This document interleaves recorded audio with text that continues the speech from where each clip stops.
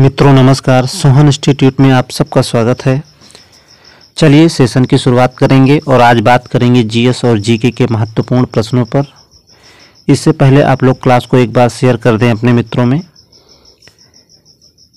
तो चलिए शुरू करते हैं। स्टोन कैंसर की घटना किस प्रदूषण के कारण होती है? ऑप्शन ए में दिया है कार्बन डाइऑक्साइड, बी में दिया है कार्बन मोनोऑक्साइड, सी में दिया है सल्फर डाइऑक्साइड और डी में दिया है इनमें से कोई नहीं। देखिए, कार्बन डाइऑक्साइड सबसे ज़्यादा प्रभावित करता है जलवायु परिवर्तन को, और कार्बन मोनोऑक्साइड को हम दम घोटू गैस के नाम से भी जानते हैं। जबकि सल्फर डाइऑक्साइड की बात करें तो इसे जो है क्रैकिंग गैस के नाम से जाना जाता है।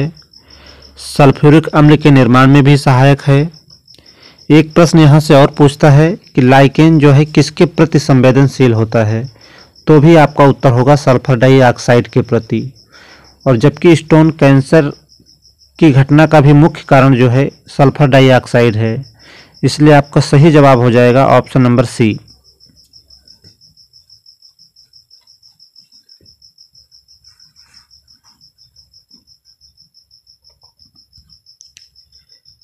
चलिए आगे बढ़ते हैं। यांत्रिक ऊर्जा को विद्युत ऊर्जा में रूपांतरित करता है। प्रश्न आपसे पूछ रहा है कि यांत्रिक ऊर्जा को विद्युत ऊर्जा में कौन रूपांतरित करता है? ऑप्शन ए में दिया है डायनेमो, बी में दिया है सितार, सी में दिया है लाउड स्पीकर और डी में दिया है विद्युत सेल।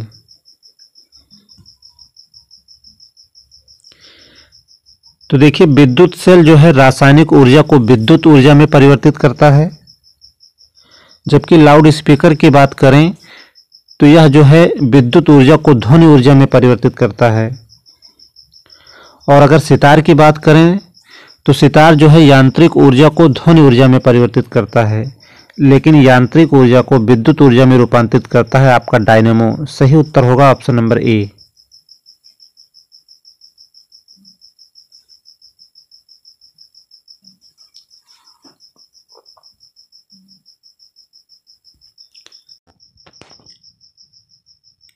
चलिए अगला प्रश्न देखते हैं। अदिश राशि नहीं है। ऑप्शन ए में दिया है द्रव्यमान, बी में दिया है चाल, सी में दिया है आयतन और डी में दिया है वेग। तो देखिए, अदिश राशियां वह होती हैं जिनमें परिमाण होता है, दिशा नहीं होती, उन्हें अदिश राशियां कहा जाता है। जैसे द्रव्यमान, चाल, आयतन, ये सभी जो हैं अदिश राशियां होती हैं। और ऑप्शन डी में दिया है वेग। वेग एक सदिश राशि है, इसलिए आपका सही उत्तर हो जाएगा ऑप्शन नंबर डी।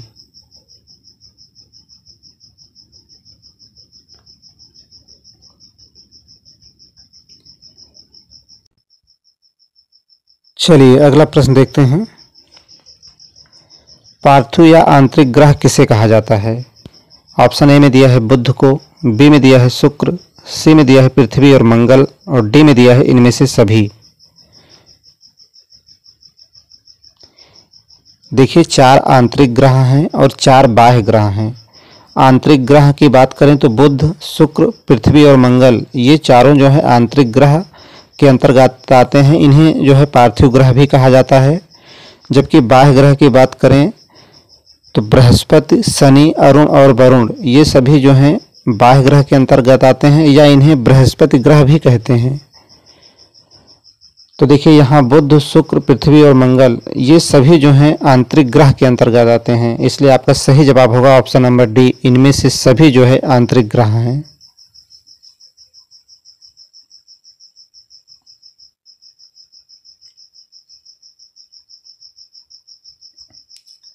चलिए अगले प्रश्न की तरफ बढ़ते हैं। विश्व मौसम विज्ञान दिवस प्रत्येक वर्ष कब मनाया जाता है? 4 विकल्प आपके सामने हैं। 5 जून को, 3 मार्च को, 23 मार्च को और 3 जून को। 5 जून को विश्व पर्यावरण दिवस मनाया जाता है और यह यूपीटीटी का फेवरेट प्रश्न है। लगभग प्रत्येक परीक्षा में जो है यह प्रश्न पूछा जा चुका है। 3 मार्च की बात करें तो विश्व वन्य जीव दिवस जो है 3 मार्च को मनाया जाता है, और विश्व मौसम विज्ञान दिवस जो है 23 मार्च को मनाया जाता है। सही उत्तर होगा ऑप्शन नंबर सी।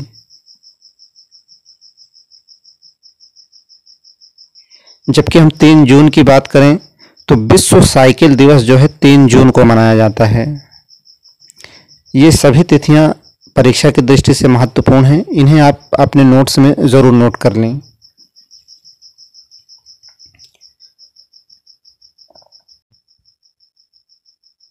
चलिए नेक्स्ट प्रश्न की तरफ बढ़ते हैं। राष्ट्रीय वन नीति 1952 के अनुसार पर्वतीय क्षेत्रों में वनों का आकार होना चाहिए। ऑप्शन ए में दिया है 33%, बी में दिया है 20 से 25%, सी में दिया है 60 से 65% और डी में दिया है इनमें से कोई नहीं।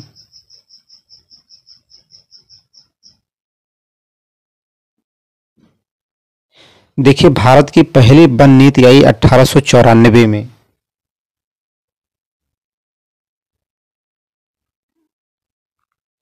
देखिए, भारत की पहली वन नीति आई 1894 में, लेकिन आज़ाद भारत की पहली वन नीति आई 1952 में। और यहाँ राष्ट्रीय वन नीति 1952 के अनुसार ही पूछ रहा है कि पर्वतीय क्षेत्रों में वनों का आकार होना चाहिए। देखिए, 20 से 25% जो है यह मैदानी क्षेत्रों में इसका आकार होना चाहिए, और 60 से 65% जो है पर्वतीय क्षेत्रों में जो है आकार होना चाहिए राष्ट्रीय वन नीति 1952 के अनुसार। इसलिए आपका सही जवाब होगा ऑप्शन नंबर सी।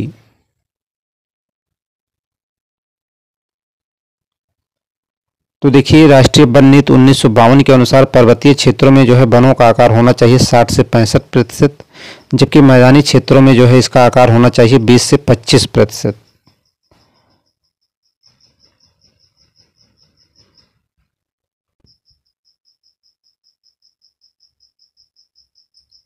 चलिए अगला प्रश्न देखते हैं। मानस टाइगर रिजर्व कहाँ अवस्थित है? अरुणाचल प्रदेश में, असम में, उत्तराखंड में या फिर गुजरात में? आपको बताना है कि मानस टाइगर रिजर्व जो है कहाँ स्थित है। अरुणाचल प्रदेश में नामदफा टाइगर रिजर्व है, जबकि मानस टाइगर रिजर्व जो है असम राज्य में है। सही उत्तर होगा ऑप्शन नंबर बी।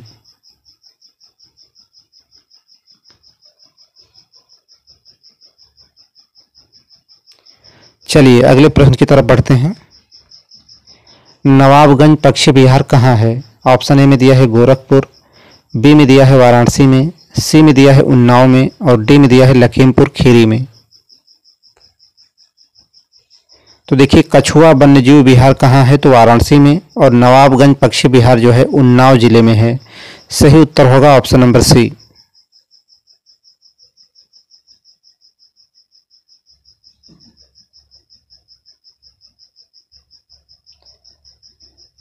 चलिए आगे बढ़ते हैं। अगला प्रश्न आपसे पूछ रहा है कि भारत का मानक समय ग्रीनविच से ऑप्शन ए में दिया है 5 घंटा आगे है, बी में दिया है 5 घंटा पीछे है, सी में दिया है 5.5 घंटा आगे है और डी में दिया है 5.5 घंटा पीछे है।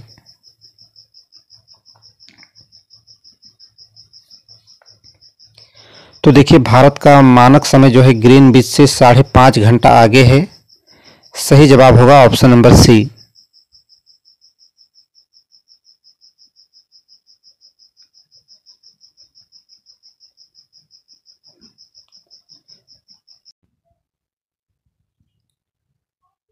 चलिए अगले प्रश्न पर बात करते हैं। भारत में पुरुष साक्षरता है। प्रश्न आपसे पूछ रहा है कि भारत में पुरुष साक्षरता कितने प्रतिशत है? ऑप्शन ए में दिया है 73%, बी में दिया है 80.9%, सी में दिया है 64.6% और डी में दिया है 75.3%। भारत की कुल साक्षरता जो है वह 73% है, जबकि पुरुष साक्षरता जो है 80.9% है, और महिला साक्षरता जो है 64.6% है भारत में। यहाँ आपसे पुरुष साक्षरता पूछ रहा था, इसलिए आपका सही जवाब हो जाएगा ऑप्शन नंबर बी।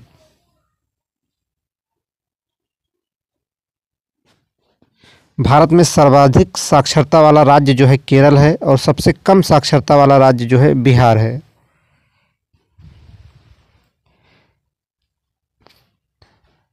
चलिए आगे बढ़ते हैं।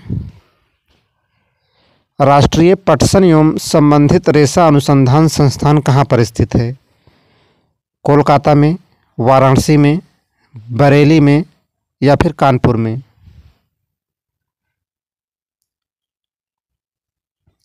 राष्ट्रीय पटसन एवं संबंधित रेशा अनुसंधान संस्थान जो है कोलकाता में है। सही जवाब होगा ऑप्शन नंबर ए। और यदि आपसे पूछे कि राष्ट्रीय दलहन शोध संस्थान कहाँ है तो आपका उत्तर होगा कानपुर में।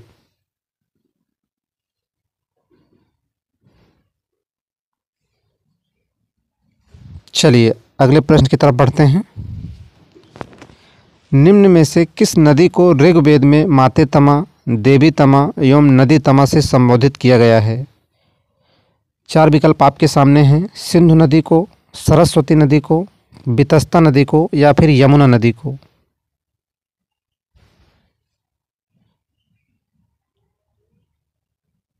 तो देखिए ऋग्वेद में सरस्वती नदी को माते तमा, देवी तमा एवं नदी तमा से संबोधित किया गया है। आपका सही जवाब होगा ऑप्शन नंबर बी।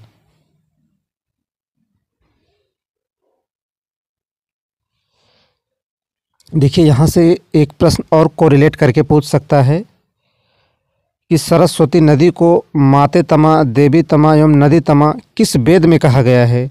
तो आपका उत्तर होगा ऋग्वेद में।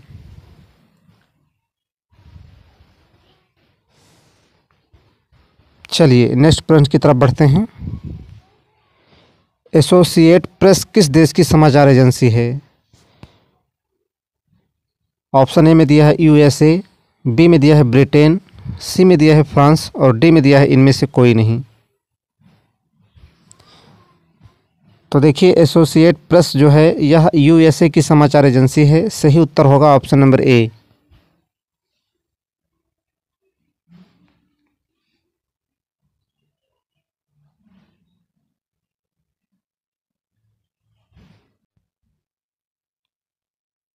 चलिए नेक्स्ट प्रश्न की तरफ बढ़ते हैं। दरगाह अजमेर शरीफ का निर्माण किसने कराया है?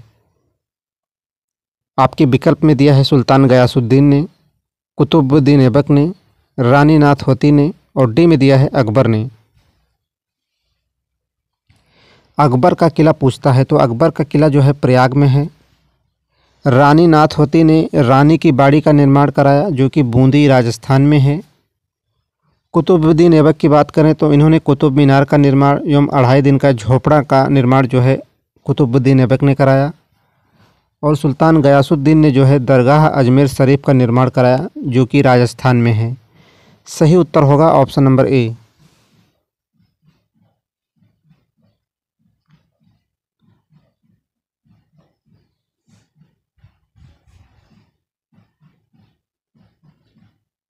चलिए अगला प्रश्न आपसे पूछ रहा है कि मेदाराम जात्रा मेला कब आयोजित किया जाता है? ऑप्शन ए में दिया है माघ की पूर्णिमा को, बी में दिया है फाल्गुन की पूर्णिमा को, सी में दिया है चैत्र की पूर्णिमा को और डी में दिया है बैसाख की पूर्णिमा को। देखिए मेडारम जात्रा मेला की बात करें तो इसका आयोजन जो है तेलंगाना राज्य के कोया जनजाति के द्वारा प्रत्येक 2 वर्ष पर किया जाता है। इसमें जो है अन्याय के खिलाफ आवाज़ उठाना इनका मुख्य संदेश होता है। जबकि यह खास बात यह है कि यह अपनी देवी देवताओं को अपने वजन के बराबर जो है गुड़ चढ़ाया जाता है इसमें। और यह जो है इसका आयोजन जो है माघ की पूर्णिमा को किया जाता है। सही उत्तर होगा ऑप्शन नंबर ए।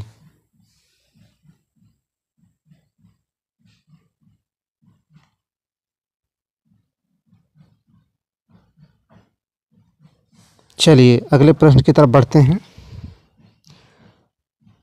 अगला प्रश्न आपसे पूछ रहा है कि टोकरी गीत का आयोजन कहाँ किया जाता है? असम में, मेघालय में, कर्नाटक में या फिर केरल में? तो देखिए टोकरी गीत का आयोजन जो है असम राज्य में किया जाता है। सही उत्तर होगा ऑप्शन नंबर ए। और यह जो है एक जोशीला एवं संगीतबद्ध गीत होता है। इसको बांस एवं लकड़ी के वाद्य यंत्र द्वारा प्रस्तुत किया जाता है। जबकि असम से और एक प्रश्न पूछता है कि बिहू कहाँ का लोक नृत्य है, तो असम का। जबकि कर्नाटक का जो है यक्षगान। केरल की बात करें तो मोहिनी अट्टम एवं कथकली जो है केरल का है।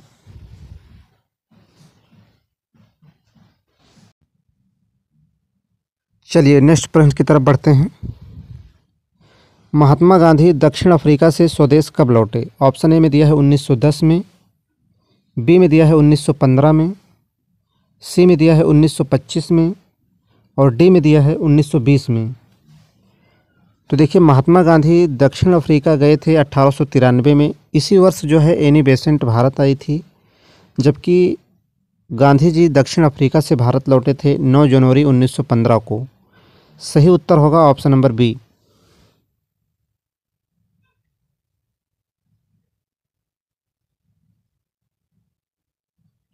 और 9 जनवरी को जो है भारतीय प्रवासी दिवस के रूप में भी मनाया जाता है। देखिए यह प्रश्न भी आपसे परीक्षा में पूछता है कि भारतीय प्रवासी दिवस कब मनाया जाता है, तो आपका उत्तर होगा 9 जनवरी को।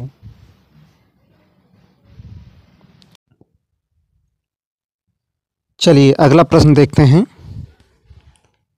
महाराष्ट्र के पुणे में डेक्कन एजुकेशन सोसाइटी की स्थापना किसके द्वारा की गई थी? ऑप्शन ए में दिया है लॉर्ड बेलेजिली के द्वारा, बी में दिया है प्रोफेसर कर्बे के द्वारा, सी में दिया है राजा राम मोहन राय के द्वारा और डी में दिया है महादेव गोविंद रानाडे के द्वारा।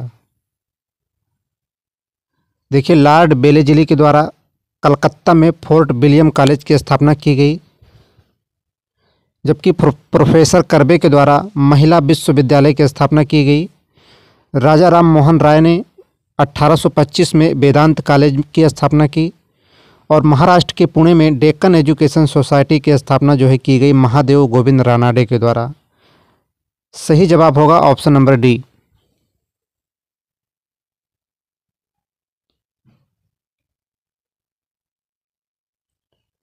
चलिए अगला प्रश्न देखते हैं। कंप्यूटर साक्षरता दिवस कब मनाया जाता है? यह प्रश्न आपके कंप्यूटर सेक्शन से है। 2 दिसंबर को, 10 जनवरी को, 3 दिसंबर को या फिर इनमें से कोई नहीं। आपको बताना है कंप्यूटर साक्षरता दिवस कब मनाया जाता है। तो देखिए कंप्यूटर साक्षरता दिवस जो है 2 दिसंबर को मनाया जाता है। सही उत्तर होगा ऑप्शन नंबर ए।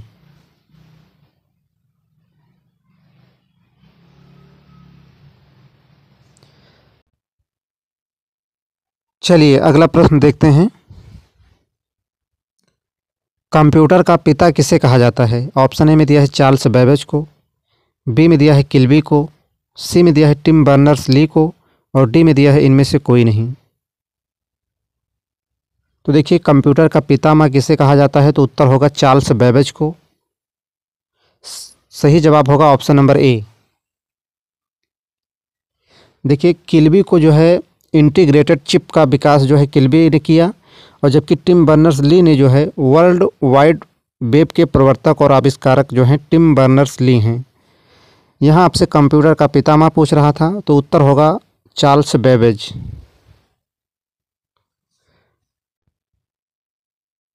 तो देखिए यह आज का अंतिम प्रश्न था। सेशन कैसा रहा? उम्मीद करते हैं सेशन आपको पसंद आया होगा। और यदि आप चैनल पर पहली बार विजिट कर रहे हैं तो चैनल को सब्सक्राइब कर बेल आइकन प्रेस करें और ऑल नोटिफिकेशन ज़रूर चूज़ करें, जिससे कि प्रत्येक क्लास का नोटिफिकेशन आप तक सबसे पहले पहुंच सके। और आप लोग क्लास को अपने मित्रों में ज़्यादा से ज़्यादा शेयर करें। आज के लिए सिर्फ इतना ही। क्लास में लगातार बने रहने के लिए आप सबका बहुत बहुत धन्यवाद।